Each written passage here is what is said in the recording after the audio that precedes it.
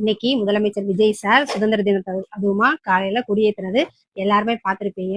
ரொம்பவே நிகழ்ச்சி சூப்பரா இருந்துச்சு. அதுல முதலமைச்சர் விஜய் சாரோட உரை வந்து ரொம்பவே சூப்பரா இருந்துச்சு.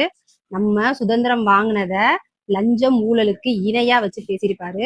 நம்ம எவ்வளோ கஷ்டப்பட்டு சுதந்திரம் வாங்கினோமோ அதே மாதிரி நம்ம தமிழ்நாட்டுல லஞ்சத்தையும் ஊழலையும் ஒழிக்கிறதும் ஒரு சுதந்திரம் அப்படின்ற மாதிரி சுதந்திரத்தையும் லஞ்சம் ஊழல் ஒழிக்கிறதையும் ஒப்பிட்டு சூப்பரா பேசியிருப்பாரு. நம்ம மகாத்மா காந்திஜி அவர்கள் அவங்களுடைய தலைமையில 1947ல இதே இந்த ஆகஸ்ட் 15ஆம் தேதி நமக்கு அந்த சுதந்திரம் கிடைச்சது. இன்னைக்கு நம்ம எல்லாரும் அந்த சுதந்திரத்தை கெட்டியா பிடிச்சிக்கிட்டு படிப்படியா டெவலப் ஆகி வந்துகிட்டே இருக்கிறோம். நேரத்துல நம்ம தமிழ்நாட்டை லஞ்சத்திலிருந்து ஊழல் இருந்து காப்பாத்துறதும் வந்து ஒரு மிகப்பெரிய ஒரு விடுதலைக்கு சமமான ஒரு விஷயம் தான்.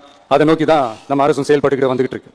எத்தனையோ முதலமைச்சர் வந்து கொடியேற்றிட்டு சுதந்திர தின விழால உரை நிகழ்த்தியிருப்பாங்க. எந்த முதலமைச்சராவது ஒரு லஞ்சத்தையும் ஊழலையும் ஒழிக்கிறது ஒரு சுதந்திர தினத்துக்கு இணையா பேசியிருப்பாங்க? அத முதலமைச்சர் விஜய் சார் வந்து பேசினது ரொம்பவே நல்லா இருந்துச்சு. அதுக்கப்புறம் நிறைய திட்டங்கள் பத்தி பேசியிருக்காரு. கடைசியா முதலமைச்சர் விஜய் சார் ஒரு விஷயம் சொன்னாரு, அது ரொம்பவே பிடிச்சிருந்துச்சு. மக்கள் தான் ஆட்சியாளர்கள், முதல்வர், அமைச்சர்கள் எல்லாருமே மக்களோட சேவகன் அப்படின்ற மாதிரி சொல்லியிருப்பாரு. அது ரொம்பவே சூப்பரா இருந்துச்சு. 8 கோடி பேரோட அந்த பிரதிநிதி தான் முதலமைச்சர் பதவின்னு சொல்லுவாங்க. அதனாலதான் சொல்றேன், மக்கள் தான் ஆட்சியாளர்கள். இங்க நானு எல்லாருமே அங்க இருக்கிறவங்க எல்லாருமே மக்களோட சர்வன்ஸ். அப்படிதான் நான் அதை பாக்குறேன். ஓவராலாவே முதலமைச்சர் விஜய் சாரோட உரை வந்து ரொம்பவே சூப்பரா இருந்துச்சு. எனக்கு ரொம்ப பிடிச்சிருந்துச்சு. உங்களுக்கு இந்த உரையில என்ன பிடிச்சிருந்துச்சுன்னு சொல்லி கீழே கமெண்ட்ல சொல்லுங்க.